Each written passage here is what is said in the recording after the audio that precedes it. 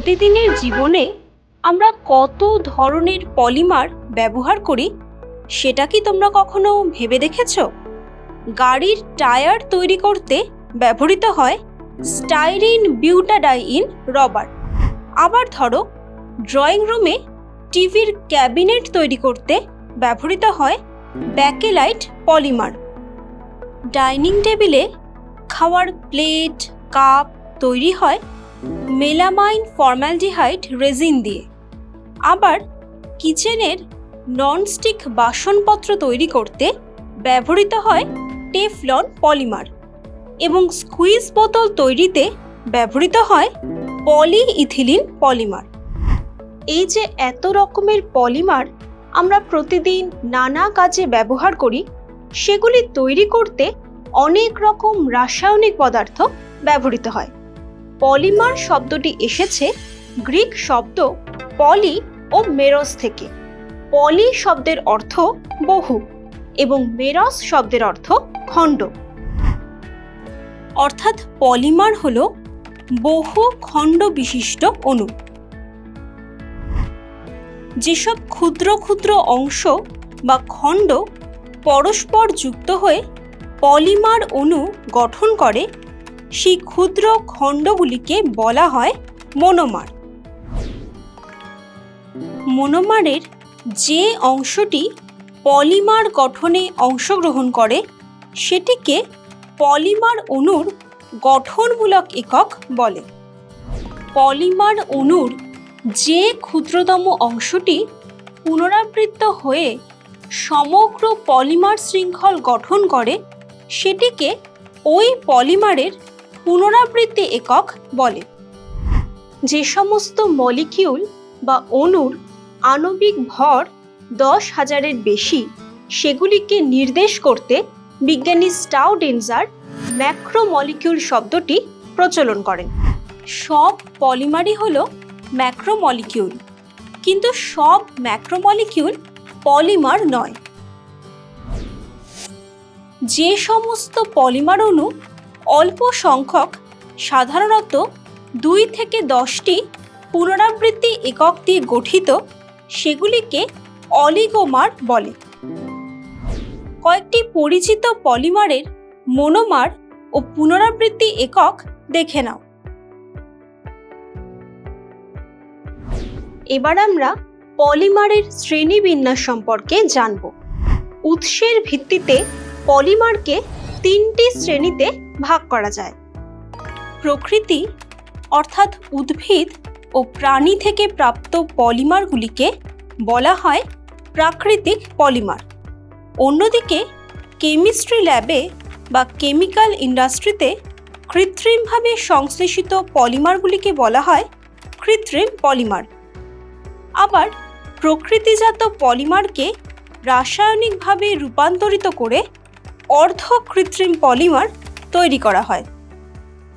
Monomer অণু থেকে polymer অণু প্রস্তুত করার পদ্ধতি অর্থাৎ পলিমারাইজেশনের ভিত্তিতে পলিমারকে 2টি শ্রেণীতে ভাগ করা যায়। শৃঙ্খল বা দ্রুত পলিমারাইজেশনের মাধ্যমে মনোমার অণুগুলির সরাসরি রাসায়নিক সংযোগে পলিইথিলিন, পলিপ্রোপিলিন প্রভৃতি শৃঙ্খল বা দ্রুত পলিমার তৈরি হয়। অন্যদিকে 2 বা ততোধিক কার্যকরী মূলক সম্পন্ন মনোমারগুলি পরস্পরের সঙ্গে ধাপে ধাপে কন্ডেনসেশন বিক্রিয়ার মাধ্যমে রাসায়নিকভাবে যুক্ত হয়ে ব্যাকেলাইট, নাইলন 66 প্রভৃতি কন্ডেনসেশন পলিমার তৈরি করে। শৃঙ্খলের গঠনাকৃতির ভিত্তিতে পলিমার 3 প্রকারের হয়। মনোমার অণুগুলি পরপর সরল রৈখিকভাবে যুক্ত হয়ে নাইলন, পিভিসির মতো দীর্ঘ শৃঙ্খল বিশিষ্ট রৈখিক পলিমার অণু গঠন করে। যেসব পলিমার অণুর শৃঙ্খলের সঙ্গে একাধিক শাখান্বিত শৃঙ্খল যুক্ত থাকে সেগুলিকে শাখাযুক্ত পলিমার বলে। শাখাযুক্ত পলিমারের ভিন্ন ভিন্ন অণুগুলির শাখাসমূহ পরস্পরের সঙ্গে বিক্রিয়া করে আড়াআড়ি বন্ধন গঠন করলে জালক পলিমার সৃষ্টি হয়। শাখাবিহীন সাধারণ রৈখিক পলিমার অণুগুলিকেও আড়াআড়ি বন্ধন সৃষ্টিকারী পদার্থের সাহায্যে জালক পলিমারে রূপান্তরিত করা যায়। জালক পলিমারগুলিকে অনেক সময় আড়াআড়ি বন্ধন বিশিষ্ট পলিমার বা ত্রিমাত্রিক পলিমার বলে। পলিইথিলিন, পলিস্টাইরিন প্রভৃতি সম্পূর্ণ হাইড্রোকার্বন জাতীয় পলিমারগুলির মধ্যে ভ্যান ডার ওয়ালস আকর্ষণ বল কাজ করে। আবার নাইলন ইত্যাদি ধ্রুবীয় প্রকৃতির পলিমারগুলির মধ্যে ভ্যান ডার ওয়ালস আকর্ষণ বল ছাড়াও হাইড্রোজেন বন্ধনজনিত বল কাজ করে। পলিমারের মধ্যে ক্রিয়াশীল আন্তরাণবিক আকর্ষণ বলের মাত্রা বা শক্তি অনুযায়ী পলিমারকে 4টি শ্রেণীতে ভাগ করা যায়। স্থিতিস্থাপক পলিমারে সাধারণ উষ্ণতায় পীড়ন প্রয়োগ করলে অবিন্যস্ত কুণ্ডলীকৃত শৃঙ্খলগুলি সোজা হয়ে পলিমারটি প্রসারিত হয়। পীড়ন সরিয়ে নিলে পলিমারটি আবার আগের আকারে ফিরে আসে।